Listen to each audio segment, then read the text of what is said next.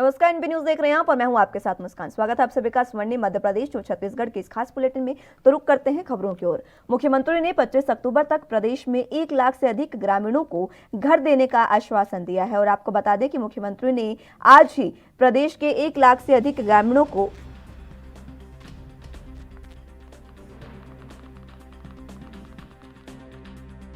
घरों में पेयजल कनेक्शन देने की विशेष उपलब्धि पर जल जीवन मिशन के तहत सभी भागीदारों को बधाई दी है। जल जीवन मिशन के तहत प्रदेश के ग्रामीण क्षेत्रों के प्रति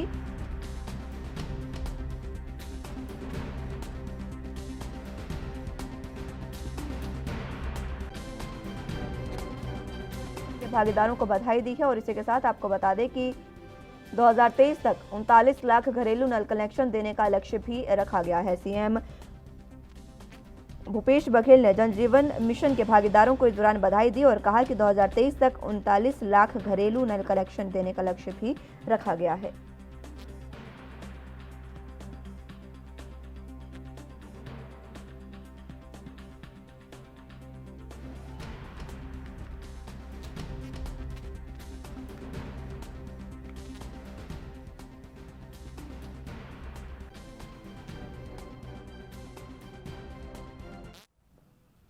तो छत्तीसगढ़ के मुख्यमंत्री भूपेश बघेल आज उत्तर प्रदेश के दौरे पर हैं और वो 26 अक्टूबर तक लखनऊ में रहेंगे। इस दौरान उत्तर प्रदेश कांग्रेस की चुनावी मशीनरी पर काम होगा और आपको बता दें कि मुख्यमंत्री भूपेश बघेल का अक्टूबर महीने में उत्तर प्रदेश का ये चौथा दौरा है। बताया जा रहा है कि मुख्यमंत्री भूपेश बघेल का हिमाचल प्रदेश में भी एक कार्यक्रम तय हुआ है। मुख्यमंत्री 27 अक्टूबर को वहां जा सकते हैं। हिमाचल प्रदेश के मंडी में कांग्रेस का एक बड़ा कार्यक्रम होना है जिसमें मुख्यमंत्री भूपेश बघेल शामिल हो सकते हैं। आपको बता दें कि सीएम का ये चौथा उत्तर प्रदेश का दौरा है जिसमें वो 26 अक्टूबर को लखनऊ में रहेंगे। 27 को हिमाचल भी जा सकते हैं मुख्यमंत्री भूपेश बघेल और इसी के साथ आपको बता दें कि सीएम भूपेश बघेल का ये चौथा लखनऊ का दौरा है जिसमें वो चौथा उत्तर प्रदेश का दौरा है जिसमें वो कल लखनऊ जाएंगे और उसके बाद कयास लगाए जा रहे हैं कि 27 तारीख को हिमाचल प्रदेश भी मुख्यमंत्री जा सकते हैं। लखनऊ में 2 दिवसीय कार्यक्रम है जिसमें विभिन्न सामाजिक संगठन और राजनेताओं से अनेक दौर की चर्चा होगी और उसके बाद हिमाचल प्रदेश का भी दौरा है चुनावी सभा को संबोधित करने। तो मैं वहाँ भी जाऊँगा और 27 तारीख के शाम तक के वहाँ पहुँचूँगा। 28 तारीख से फिर राज्योत्सव का कार्यक्रम होगा जो 5 दिन तक लगातार चलेगा, नेशनल ट्राइबल डांस फेस्टिवल और उसके बाद फिर अलंकरण समारोह। तो सीएम भूपेश बघेल का लखनऊ दौरा जहां पर वो खुद लखनऊ जा रहे हैं। 26 अक्टूबर को लखनऊ में खुद सीएम भूपेश बघेल रहेंगे। आपको बता दें कि चौथा दौरा उनका ये उत्तर प्रदेश का होगा और इसी के साथ 27 तारीख को हिमाचल प्रदेश भी मुख्यमंत्री जा सकते हैं। ये तमाम जो बातें हैं वो खुद सीएम ने बताई है कि 2 दिन का उनका उत्तर प्रदेश का दौरा होगा जिसके बाद हिमाचल प्रदेश जाने के भी कयास लगाए जा रहे हैं।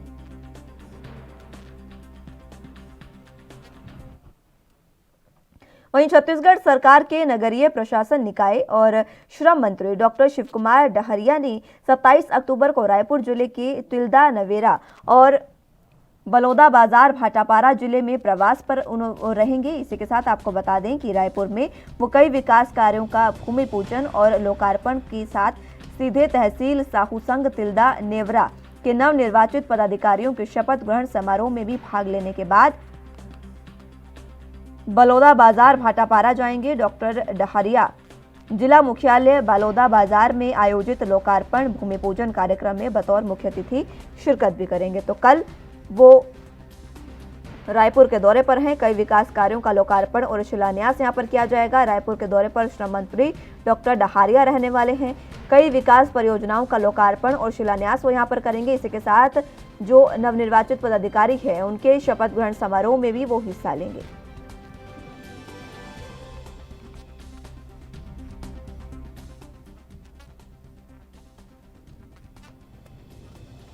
तो आपको बता दें कि रायपुर के दौरे पर श्रम मंत्री रहने वाले हैं डॉक्टर डहरिया, रायपुर के दौरे पर रहने वाले हैं। कल उनका ये रायपुर का दौरा है जिसमें पदाधिकारियों के शपथ ग्रहण समारोह में वो हिस्सा लेंगे और इसी के साथ कई विकास कार्यों का लोकार्पण और शिलान्यास भी उनके द्वारा किया जाएगा। तो इसके लिए तमाम तैयारियां भी पूरी हो चुकी हैं और प्रशासन भी पूरे तरीके से मुस्तैद है क्योंकि उनका ये दौरा काफ़ी अहम रहने वाला है। पदाधिकारियों के साथ वो यहाँ पर बातचीत करेंगे, मुलाकात करेंगे, शपथ ग्रहण समारोह में हिस्सा लेंगे और विकास कार्यों का लोकार्पण और शिलान्यास भी किया जाएगा। तो सीधे तौर पर रायपुर की जनता को कल कुछ बड़ी सौगातें भी मिल सकती हैं। श्रम मंत्री हैं डॉक्टर डहारिया, जो रायपुर के दौरे पर रहने वाले हैं।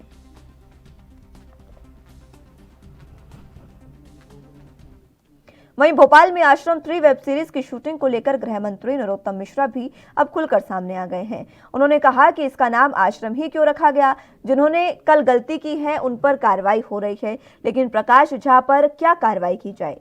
गृह मंत्री ने सीरीज का नाम बदलने की भी बात कही। शूटिंग के लिए अब स्थानीय गाइडलाइन भी जारी कर दी गई है। उधर भोपाल जिले के प्रभारी मंत्री भूपेंद्र सिंह ने कहा कि वेब सीरीज को हम देखेंगे, कोई विषय होगा तो उसका प्रतिबंधित उसको करेंगे और वेब सीरीज को लेकर कुछ भ्रम की स्थिति है। कल का घटनाक्रम नहीं होना था, जो भी हुआ दुर्भाग्यजनक है।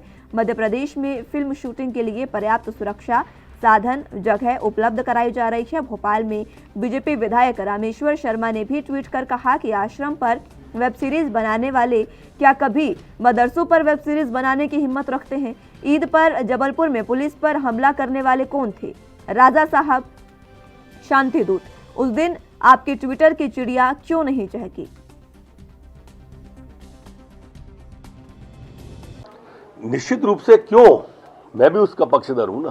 क्यों आश्रम नाम, क्यों? और किसी दूसरे का रख के दिखाओ, समझ में आएगा। फिर ऐसा काम न करो जिससे दिक्कत हो। जो किया हम उसको गलत मानते हैं। 4 गिरफ्तारी भी हुई, आगे जो भी नीतिगत कार्रवाई होगी वो होगी।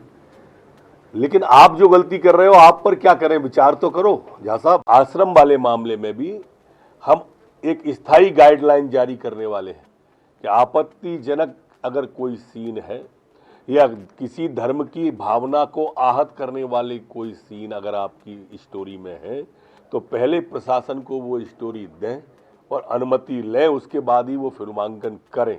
मध्य प्रदेश में शूटिंग करने आए, स्वागत है, लेकिन आपत्तिजनक अगर कोई दृश्य उन्हें महसूस होता है या किसी और को भी होता है तो वो जानकारी जिलाधिकारी को दे।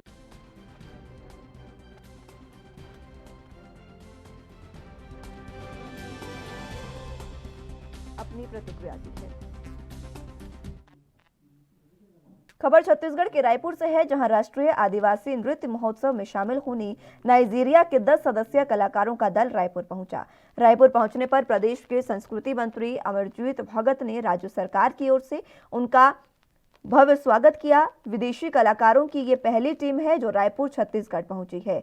इसके साथ ही राष्ट्रीय आदिवासी नृत्य महोत्सव में शामिल होने के लिए कलाकारों के आने का सिलसिला आज से शुरू हो गया है और इस महोत्सव में भाग लेने वाले लगभग सभी टीमें 27 अक्टूबर तक यहां पहुंच जाएंगी। 28 अक्टूबर को इन कला दलों की मार्च पास्ट के साथ भव्य और आकर्षक राष्ट्रीय आदिवासी नृत्य महोत्सव का आगाज होगा। नाइजीरिया के कलाकारों ने रायपुर के एयरपोर्ट पहुंचते ही छत्तीसगढ़िया सबले बढ़िया बोलकर अभिवादन भी किया। नाइजीरिया कला दल के प्रमुख ने बताया कि छत्तीसगढ़ सरकार द्वारा राष्ट्रीय आदिवासी नृत्य महोत्सव के माध्यम से आदिवासी कला, संस्कृति और परंपरा को सहेजने और उनके संवर्धन के लिए किए गए जो कार्य हैं वो महत्वपूर्ण है।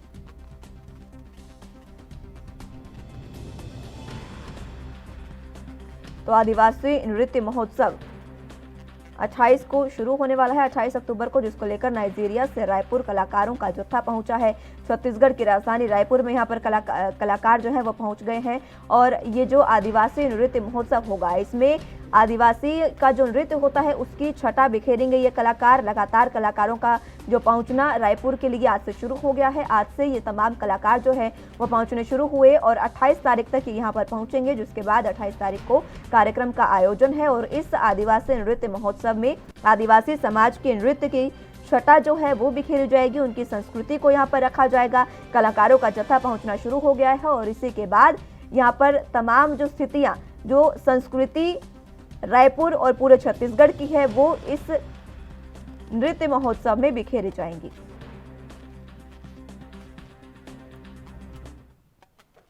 वहीं छत्तीसगढ़ की राजधानी रायपुर के साइंस कॉलेज मैदान में 28 अक्टूबर को भव्य समारोह में राष्ट्रीय आदिवासी नृत्य महोत्सव का शुभारंभ होगा।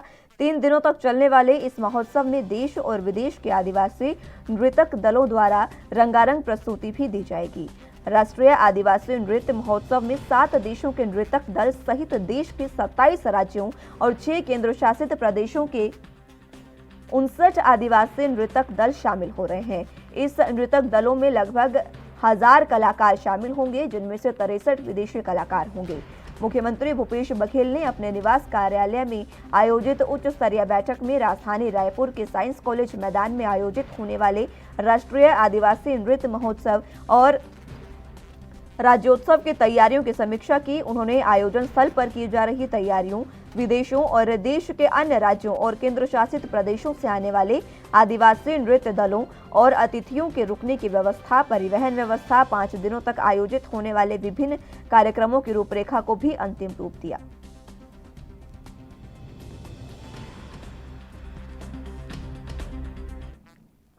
वहीं छत्तीसगढ़ के जशपुर जिला कार्यकर्ता सम्मेलन में कांग्रेस नेताओं के बीच सिर फुटेलोव के एक दिन बाद मुख्यमंत्री भूपेश बघेल का बड़ा बयान सामने आया है। मुख्यमंत्री भूपेश बघेल ने कहा कि प्रदेश प्रभारी पीएल पुनिया ने स्पष्ट कर दिया है और अब बार बार उस पर सवाल उठाकर माहौल खराब नहीं करना चाहिए। जो हुआ वो दुर्भाग्यपूर्ण है। लखनऊ रवाना होने से पहले प्रेस कॉन्फ्रेंस में मीडिया के सवालों का जवाब दे रहे मुख्यमंत्री भूपेश बघेल ने कहा कि जशपुर में जो घटना घटी उसे टाला जा सकता था। ये दुर्भाग्यपूर्ण है, ऐसा नहीं होना चाहिए था। जशपुर में रविवार को आयोजित कांग्रेस के जिला स्तरीय कार्यकर्ता सम्मेलन में मारपीट और बवाल हो गया था। इसमें पूर्व जिला अध्यक्ष और माध्यमिक शिक्षा मंडल के सदस्य पवन अग्रवाल भाषण दे रहे थे और इस दौरान उन्होंने 2018 के विधानसभा चुनावों में कांग्रेस की जीत में टीएस सिंहदेव के योगदान की बात कही। उनका कहना था, हाईकमान ने जब 28 साल के मुख्यमंत्री की बात की है तो अब सिंहदेव को मौका मिलना चाहिए। उनकी बात अभी पूरी भी नहीं हो पाई थी कि जशपुर कांग्रेस जिला अल्पसंख्यक विभाग के अध्यक्ष इफ्तिखार हसन ने मंच पर पहुंचकर उनसे माइक छीन लिया और इस दौरान पवन अग्रवाल को धक्का भी मारा गया, थप्पड़ भी लगाए गए। पवन अग्रवाल का आरोप है कि कुनकुरी विधायक यूडी विंच के इशारे पर उनके साथ धक्का मुक्की और बदसलूकी की यह घटना हुई है।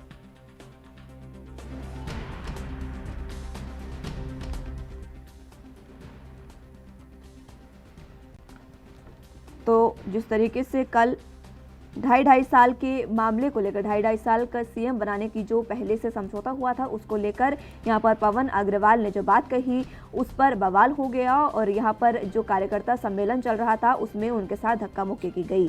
टीएस सिंहदेव के समर्थन में उन्होंने ये बात कही, जिसके बाद वहाँ पर समर्थक जो हैं, अल्पसंख्यक समाज के जो समर्थक हैं वो स्टेज पर पहुंचे और उन्होंने उनसे माइक छीन लिया और धक्का मुक्की की तस्वीरें भी सामने आई और इस पर अब सीएम भूपेश बघेल का भी बयान और उनकी प्रतिक्रिया सामने आई है। उन्होंने साफ तौर पर कहा कि कल जो हुआ वो बहुत दुर्भाग्यपूर्ण है, उसको टाला जा सकता था, ऐसी स्थितियां पैदा नहीं होनी चाहिए। कांग्रेस एक है, एक मत है, इसलिए कांग्रेस को किसी भी तरीके से खंडित ना किया जाए और इसीलिए भूपेश बघेल ने ये तमाम बातें कही। साफ तौर पर उन्होंने कहा कि वो दुर्भाग्यपूर्ण था और दोबारा ऐसी स्थितियां नहीं बननी चाहिए क्योंकि उस स्थिति को टाला जा सकता था और अब इस बात को बार बार इस पर सवाल करके इसका बवाल ना बनाएं। बुलेटिन में यहां वक्त एक छोटे से ब्रेक का है, फौरन हाजिर होंगे।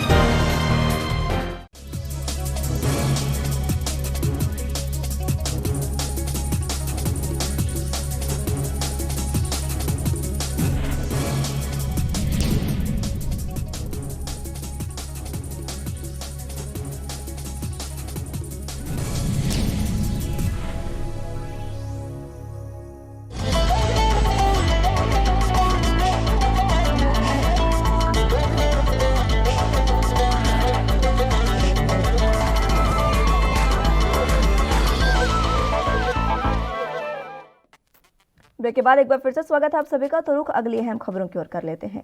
मध्य प्रदेश में पूर्व मंत्री जीतू पटवारी ने आज बड़वाह कांग्रेस कार्यालय पर सभी कांग्रेस नेताओं से मुलाकात की है। तो वहीं उन्होंने जानकारी देते हुए बताया कि राज्य में हमारी सरकार न सही, लेकिन कांग्रेसी कार्यकर्ताओं में जोश और खरोश के साथ जुनून अभी भी कायम है और इसी के दम पर बड़वाह का एक एक कार्यकर्ता कांग्रेस पार्टी को जीत दिलाकर फिर से इतिहास दोहराकर लोकतंत्र की हत्या का बदला लेगा।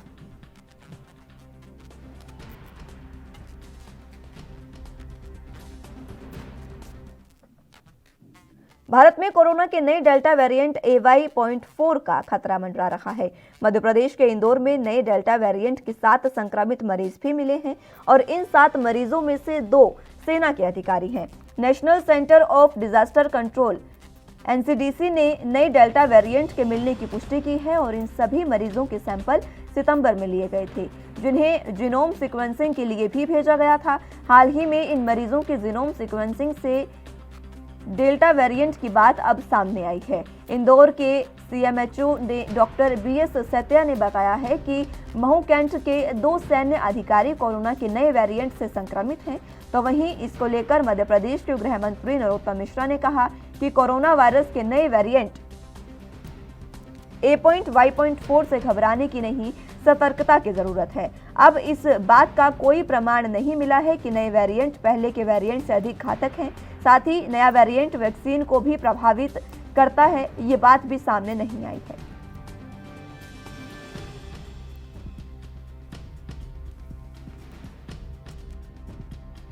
जिस नए वेरिएंट की आप चर्चा कर रहे हैं, वो म्यूटेंट जो है 15 दिन पुराना है। इस तरह के म्यूटेंटों के लिए जब हम सैंपल इकट्ठे करते हैं तो केंद्र को भेजते हैं, MCBC जो है उसमें टेस्ट के लिए जाते हैं। पहले भी ये महाराष्ट्र में आ चुके हैं, यहाँ भी आ चुके हैं, पर अभी तक ऐसा कहीं नहीं आया है कि इससे हमारी वैक्सीन प्रभावित होती है अथवा ये म्यूटेंट वेरिएंट उससे ज़्यादा घातक है। इसलिए कोई घबराने की बात नहीं।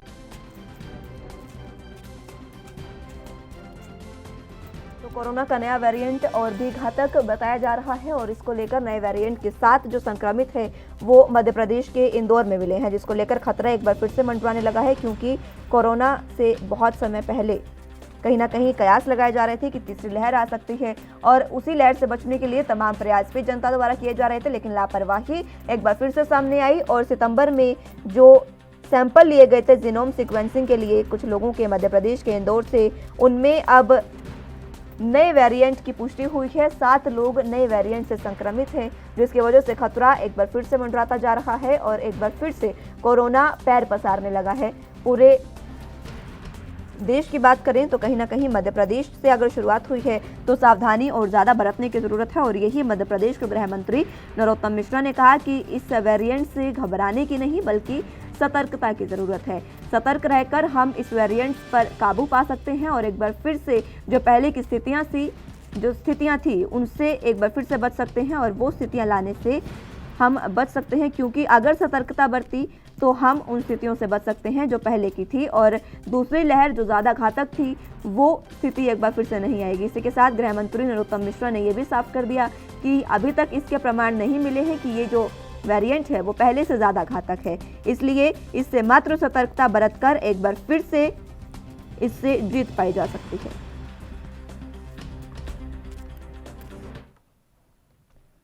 वहीं खबर मध्य प्रदेश के भोपाल से है, जहां पर करवा चौथ के दिन जारी हुए एक निजी कंपनी के एक विज्ञापन से बवाल मच गया है। सड़क से लेकर सोशल मीडिया तक लोगों का गुस्सा फूट रहा है और इसमें एक समलैंगिक जोड़ा करवा चौथ मनाते हुए दिखाया गया है, जिसके बाद यूजर्स की अलग अलग प्रतिक्रियाएं भी सामने आ रही हैं। भारत के लोग इसे धर्म और समाज को दूषित करने वाला बता रहे हैं। इधर मध्य प्रदेश के गृह मंत्री नरोत्तम मिश्रा भी इस पर एक्शन लिया है और कार्रवाई की बात कही है। नरोत्तम मिश्रा ने कहा कि बहुत गंभीर विषय, मैं इसे मानता हूं। ये हिंदू धर्म के धार्मिक त्योहारों के लिए आखिर क्यों विज्ञापन और वीडियो फोटो जारी किए जाते हैं। बहुत गंभीर विषय मैं मानता हूं। इसलिए भी मानता हूं मैं कि ये हिंदू धर्म के धार्मिक त्योहारों को लेकर ही इस तरह की क्लिपिंग विज्ञापन क्यों जारी किए जाते हैं। आज वो इन लेस्बियन को करवा चौथ का व्रत तोड़ते हुए छलनी में देखते हुए बता रहे हैं, कल को लड़का लड़की दोनों लड़के ही फेरे लेते दिखा देंगे, शादी करते हुए दिखा देंगे। ये आपत्ति है। अभी मैंने डीजीपी को लेस्बियन वाला जो डाबर का विज्ञापन आया है उसमें निर्देश दिए कि इसका परीक्षण कराएं और उस कंपनी को बताएं कि इसे हटाएं, अन्यथा हम वैधानिक कार्रवाई करेंगे।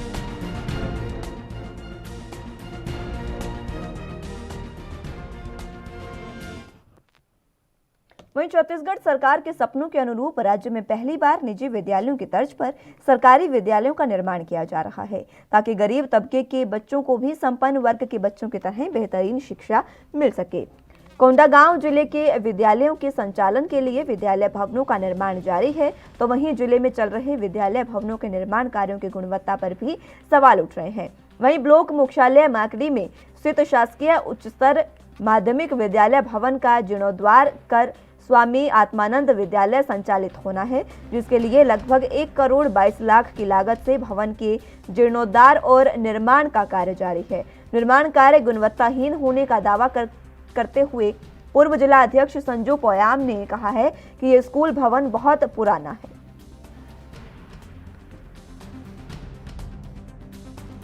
तो ये 80 के दशक का स्कूल है।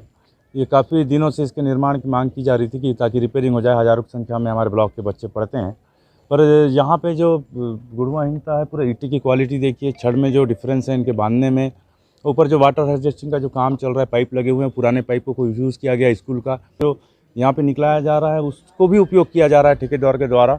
बेकार सी निर्माण हो रहा है यहाँ पे और हज़ारों बच्चे पढ़ते हैं। अगर इसी तरह का रिपेयरिंग हुआ, कल की डेट में कोई घटना हो जाती है तो उसका जवाबदार कौन होगा? जबकि हमारे क्षेत्र के विधायक मोहन मरकाम जी इसी साल से उन्होंने अपनी पढ़ाई की है, उन्हें भी ये ध्यान देना चाहिए।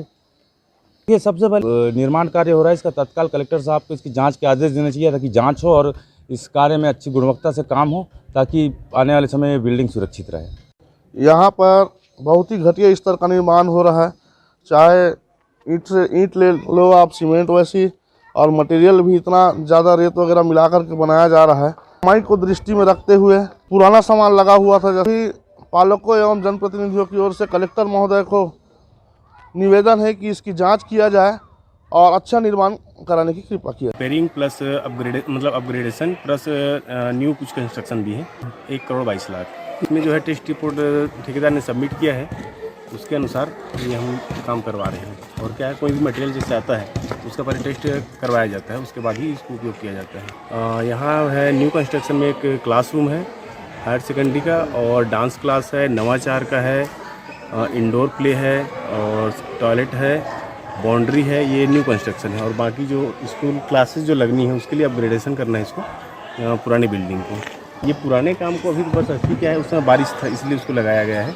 उसके बाद उसको तोड़ के पूरा इसमें वाटर हार्वेस्टिंग का काम कराएंगे। ठीक है, तो वाटर हार्वेस्टिंग का पूरा नए सिरे से करना पड़ता नहीं है। देखिए, जहाँ जहाँ पर प्लास्टर आवश्यकता है वहाँ पर प्लास्टर कराया जा रहा है, और मिट्टी तो ओवरऑल सभी में लगेगा।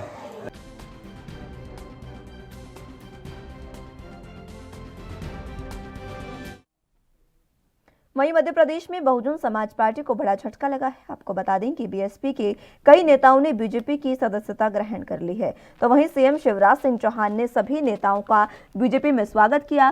साथ ही कहा कि विकास, जनकल्याण और गरीब परिवारों के उत्थान के संकल्प के साथ पृथ्वीपुर विधानसभा क्षेत्र में बहुजन समाज पार्टी के कई नेताओं ने बीजेपी की सदस्यता ग्रहण की है। आप सभी का पार्टी में स्वागत है। सीएम ने कहा कि आइए हम सब मिलकर मध्य प्रदेश के विकास में योगदान दें।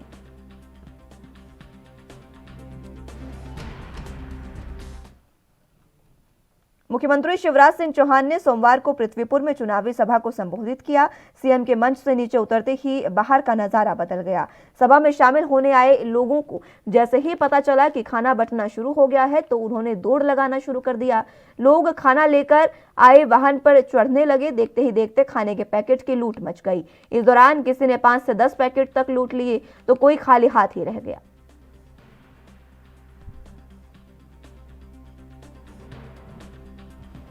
तो ये तस्वीरें आप देख रहे हैं मध्य प्रदेश के पृथ्वीपुर की, जहां पर सीएम शिवराज सिंह चौहान की जनसभा थी। जैसे ही उन्होंने जनसभा को संबोधित किया और वहां से गए, उसके बाद आप देख सकते हैं कि खाना वहां पर बंटना शुरू हुआ। वहां पर लोगों को भोजन वितरित किया जा रहा था और इसी वितरण में लोग पूरे तरीके से उमड़ पड़े। और आप देख सकते हैं किस तरीके से यहाँ पर एक शख्स 5 से 10 पैकेट ले रहा है, लेकिन कोई खाली हाथ रह जा रहा है। ये तस्वीरें सीएम शिवराज सिंह चौहान की जनसभा खत्म होने के बाद की है, जब यहाँ पर जहां से वो निकले उसके बाद यहाँ पर लोगों ने खाने के पैकेट के लिए भीड़ मचानी शुरू कर दी।